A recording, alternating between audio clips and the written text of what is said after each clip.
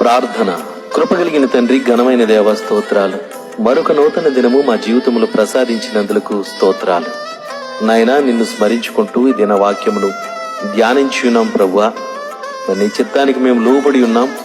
మా అపరాధ పాపదోషములను బట్టి మమ్మల్ని శిక్షింపక కృప చూపి మమ్మలను కాయమయ్యా. మమ్మల్ని వెంబడిస్తున్నటువంటి అనారోగ్యపరమైన శత్రువులను, ఆపద కలిగించే అపవాది శోధనలను దూరపరిచి మాకు ఏ అపాయము కలగకుండా కాపాడండి. నేటి పరిచర్లు పాలొందుచున్న బిడ్డలను, వారి ప్రయాణములను జ్ఞాపకం చేసుకునండి. దేవా, మా దేశమును, రాష్ట్రాలను, జిల్లాలను, మండల గ్రామ ప్రాంతాలను కాపాడండి. కరోనా వైరస్ చేత అనేక మంది జీవనోపాధి కోల్పోయారు. వారిని సంరక్షించి పోషించండి. బంధువులను, ఆత్మీయతలను కోల్పోయినటువంటి ప్రతి బిడ్డలను మీరు ఆదరించమని వేడుకుంటున్నాం ప్రభువా.